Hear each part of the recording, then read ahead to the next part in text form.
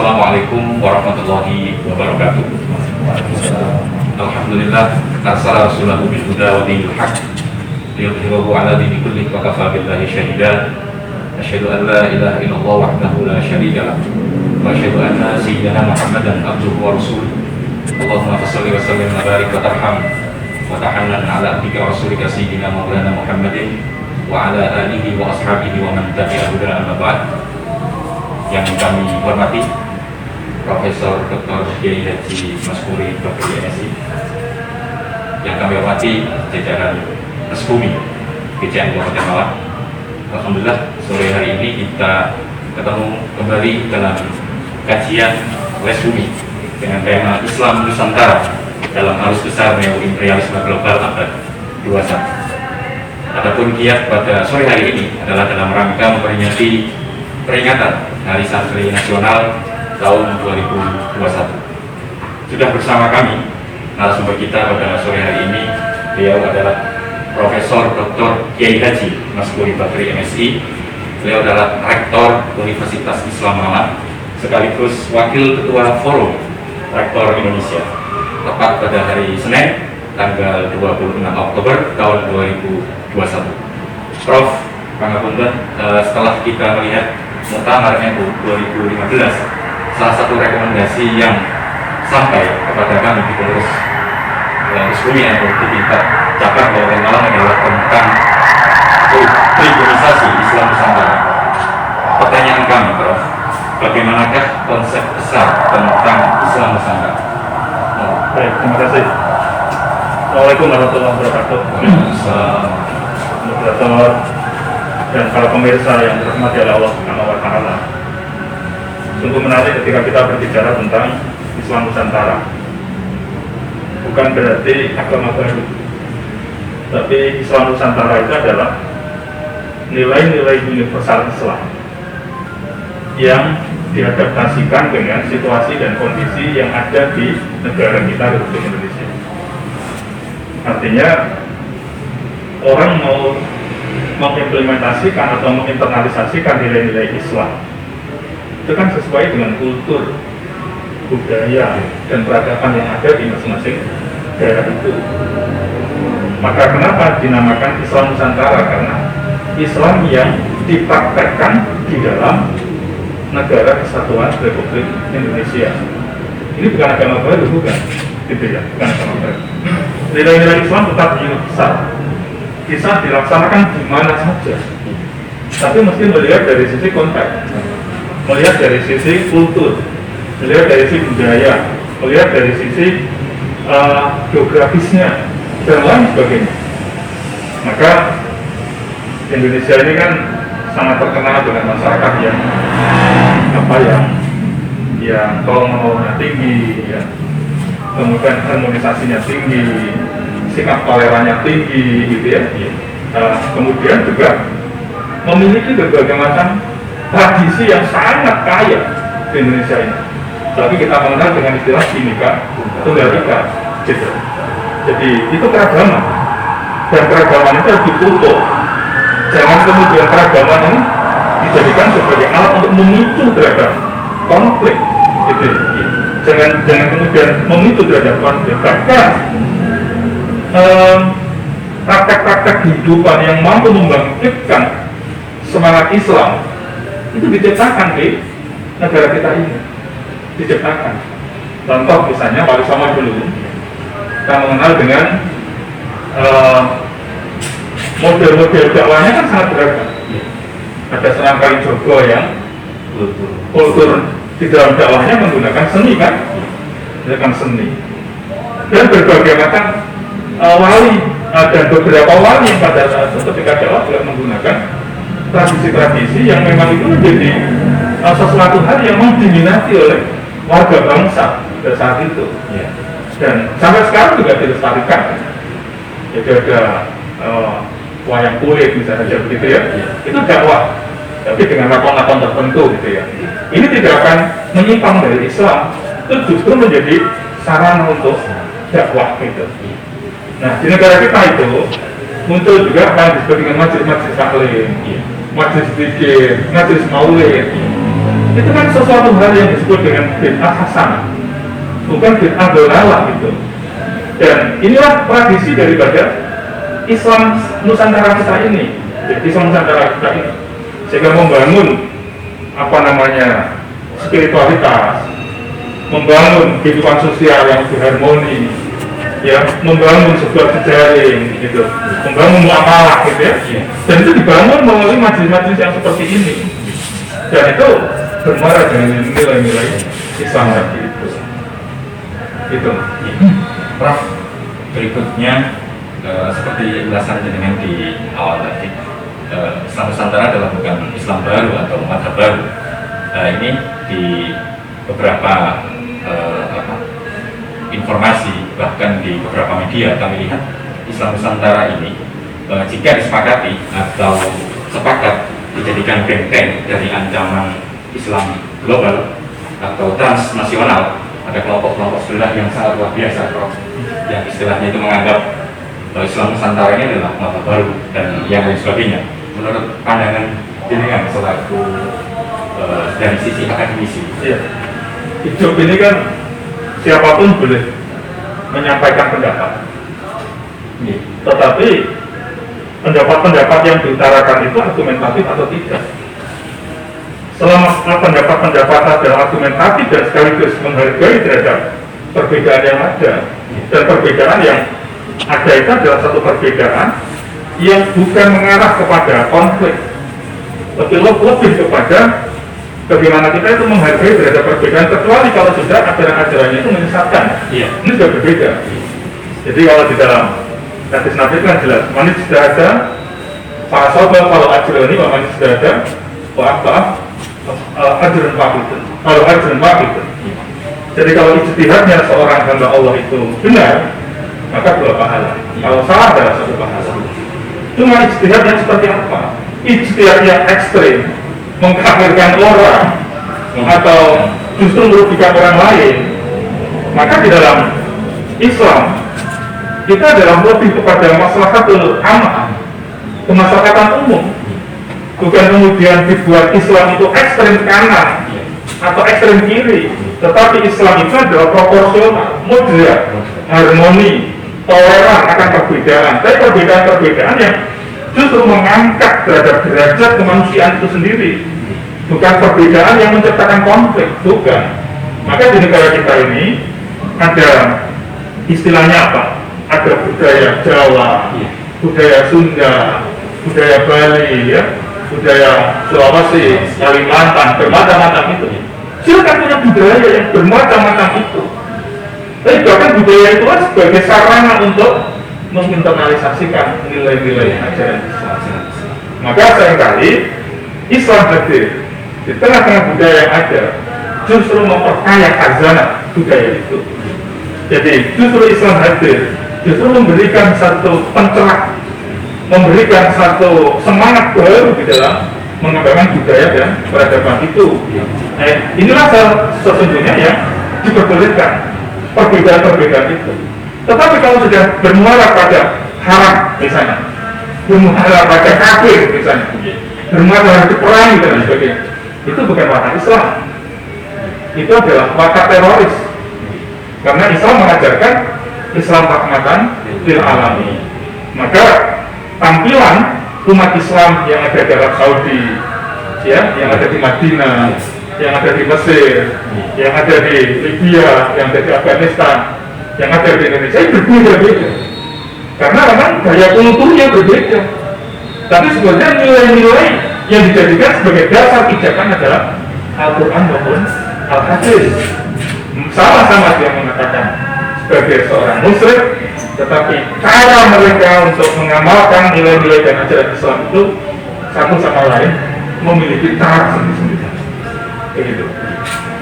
Yang berikutnya, Pak, terkait dengan langkah-langkah strategis dalam menghadapi Islam global seperti ulasan ini. Iya.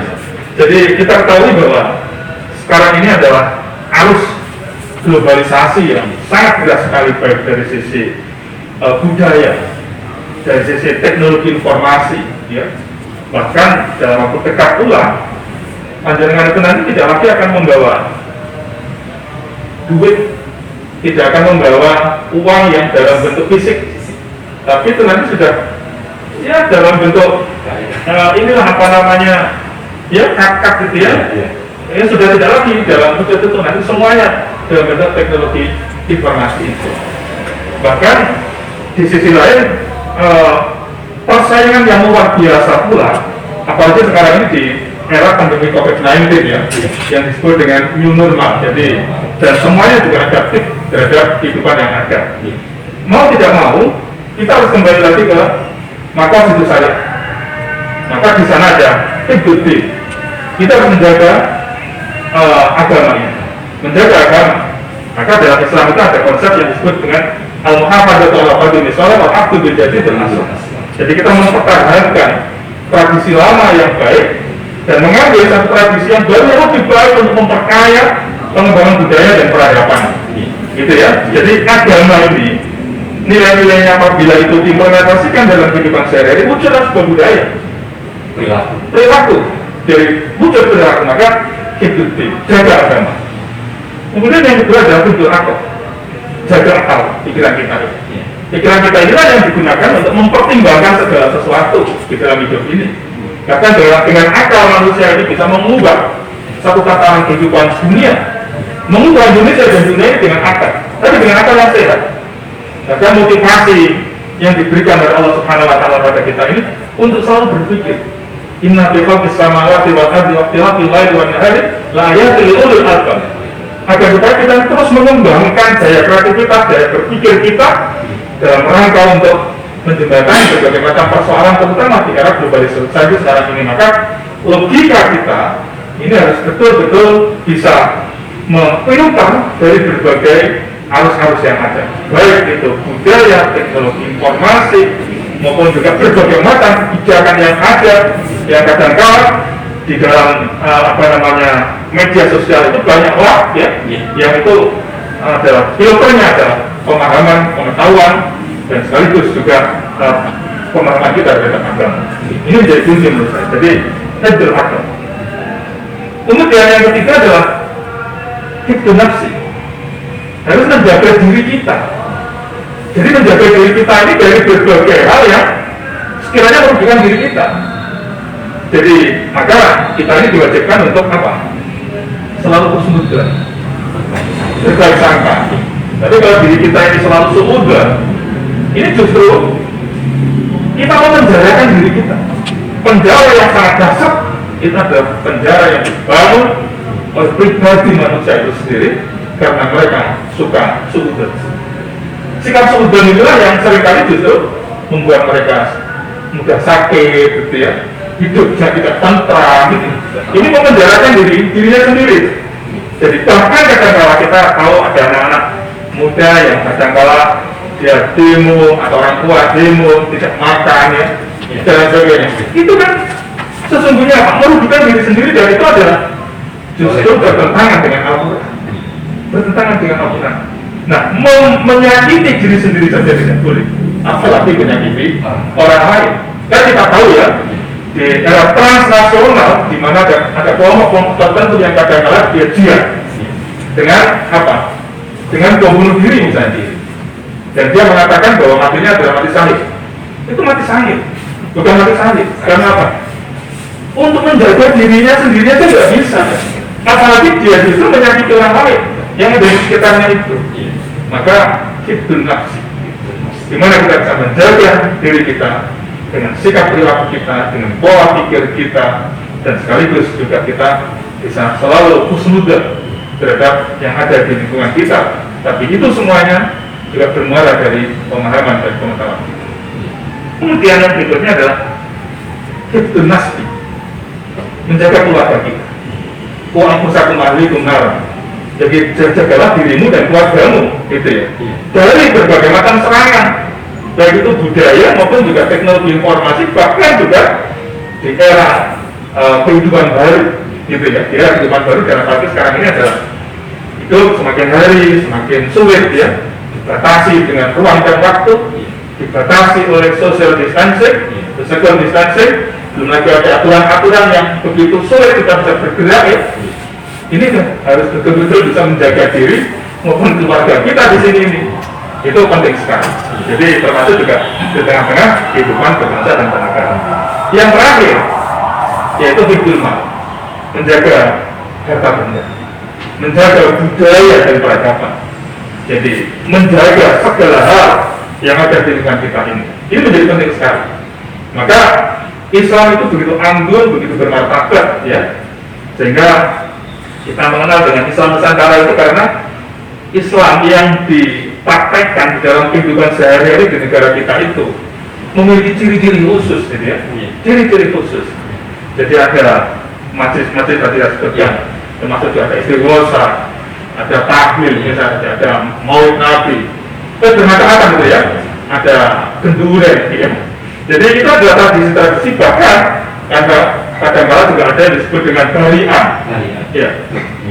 Ini sesuatu hal yang sangat menarik.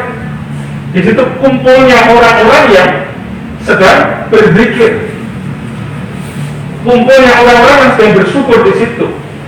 Maka ada satu hadis Rasulullah Muhammad SAW itu ditegaskan, anak Rasulullah SAW. Jadi idza marartum riyadul jannah, riyadul jannah fatahu. Jadi sesungguhnya Rasulullah SAW itu pernah bersabda, ketika kamu lewat, ketika kamu menjumpai, ketika kamu mendengar, ketika kamu melihat di situ ada riyadul jannah fatahu, maka kamu berpaling, kamu bergabunglah di situ. Kemudian para sahabat bertanya, oh, jadi apa itu riyadul jannah? Wa ma riyadul jannah? Rasulullah menjawab, halibut dzikr, berkumpulnya orang-orang yang berzikir, berkumpulnya orang-orang yang bersyukur kepada Allah Subhanahu wa Ta'ala. Maka itulah sebetulnya seorang pengamalan ajaran agama, implementasi nilai-nilai ajaran agama yang ditampilkan di Indonesia itu. Ini menarik menurut saya untuk diteliti, untuk dikaji lebih lanjut, dan itu menjadi bagian dari budaya Nusantara kita ini. Kalau budaya Nusantara seperti ini terus dilestarikan, maka Indonesia ini begitu sejuk, begitu damai, karena dihiasi dengan orang-orang yang memiliki hati yang sangat jernih, karena lisannya selalu dibasahi dengan kalimat-kalimat thayyibah. Maka suatu saat Rasulullah Muhammad SAW itu didatangi oleh para sahabat, ya Rasulullah, Allah itu nggak adil ya? Kenapa? Hanya orang yang kaya raya, dia memenuhkan haji akan mudah dia berangkat haji. Dia memiliki keinginan untuk umrah, dia akan bisa melakukan umrah. Ketika dia menggunakan zakat, dia keluarkan zakat. Ketika dia mau infak, keluarkan infak. Ketika dia mau sedekah, keluarkan sedekah. Begitu mudah mereka. Tapi bagi saya, ya Rasulullah, saya miskin, saya nggak punya apa-apa. Tapi apa kata Rasulullah? Baik, sampaikan kepada teman-temanmu, selama kamu membasahi lisanmu dengan kalimat-kalimat thayyibah, dengan zikrullah, dengan membaca kalimat tasbih, kalimat tahlil, ya, kemudian istighfar, membaca sholawat, sama dengan orang-orang yang menunaikan ibadah haji, menunaikan umrah, riyad, sedekah, selama dia membasahi lisannya dengan kalimat-kalimat thayyibah. Sungguh luar biasa ya. Islam itu begitu mudah. Kenapa harus dipersulit? Gitu ya. Kenapa harus dipersulit? Tapi yang namanya manusia hidupnya ingin sejahtera, lahir dan batin, maka Islam mendorong agar umatnya melakukan ikhtiar yang sungguh-sungguh. Jadi untuk apa? Mencukupi kehidupan diri dan keluarganya, agar supaya tidak miskin, gitu ya. Itulah kira-kira begitu. Supaya intinya tidak melakukan aksi-aksi yang merugikan orang lain dan merugikan dirinya sendiri. Gitu. Berikutnya Prof, pertanyaan keempat. Ini ada dua item. Yang pertama, sejauh ini Jam'iyah Nahdlatul Ulama dari sisi struktural, bahkan di tingkatan kultural, apakah memahami tentang Islam Nusantara itu sendiri, Prof? Dia kebanyakan sudah melaksanakan Islam Nusantara. Tetapi ketika mereka harus melakukan satu pendalaman terhadap Islam Nusantara, maka disinilah dibutuhkan pencerahan kepada masyarakat secara luas, termasuk juga jamaah kita pada tataran grassroots, pada tataran bawah, gitu ya. Jadi ini adalah tugas kita bersama, baik itu melalui tokoh-tokoh agama, kemudian juga pengurus NU ya, akademisi, semuanya harus mensosialisasikan ini. Bahkan satu saat ketika saya datang ke Brunei Darussalam, saya diminta untuk berbicara tentang Islam Nusantara di sana. Begitu.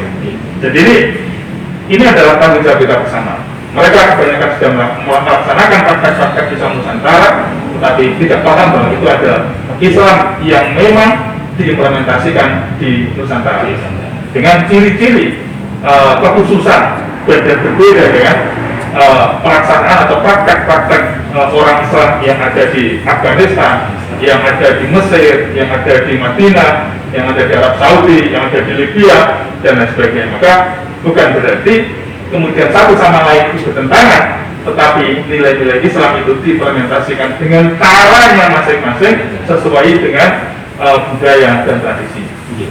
Maka di sini pentingnya kita melakukan kajian-kajian.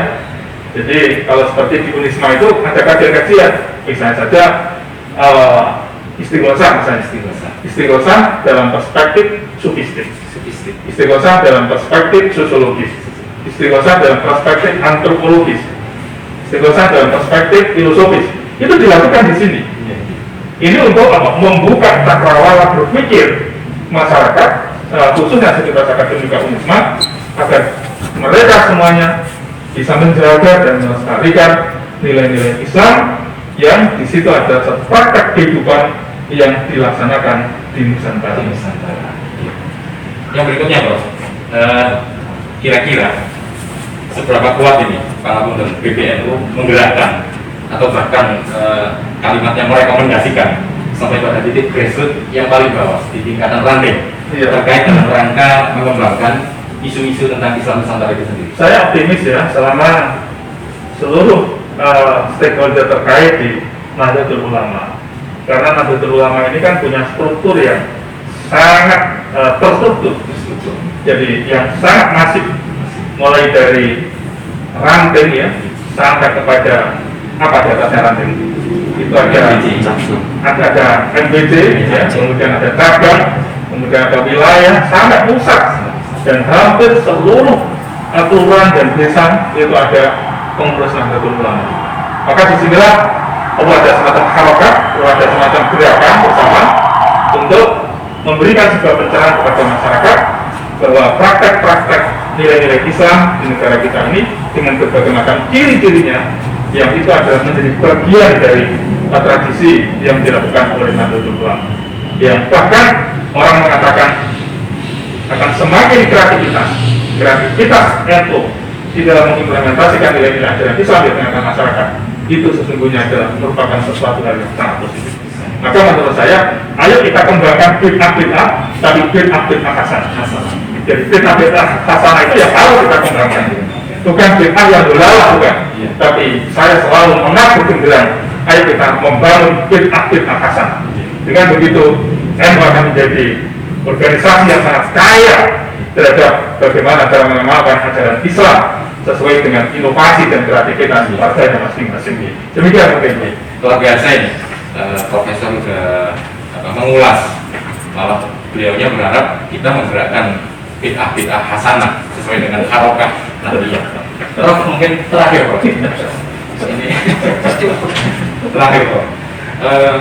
Dari sisi PBNU, Prof, kira-kira kepemimpinan siapakah yang mampu menjawab arus besar neoliberalisme global? Ya itu banyak lah. Kader-kader itu sudah sangat banyak sekali.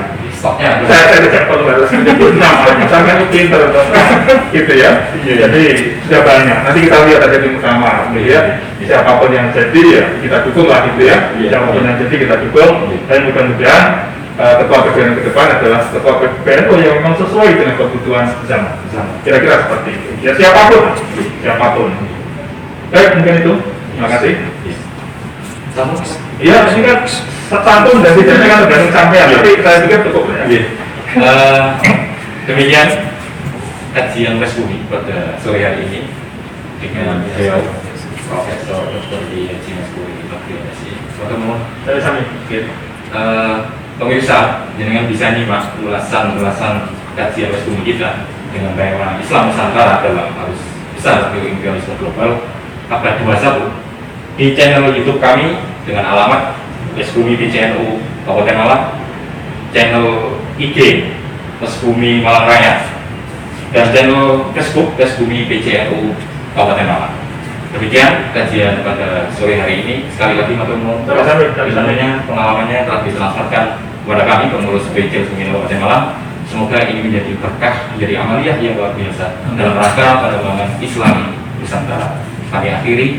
Wallahu a'lam bishawab. Assalamualaikum warahmatullahi wabarakatuh. Waalaikumsalam.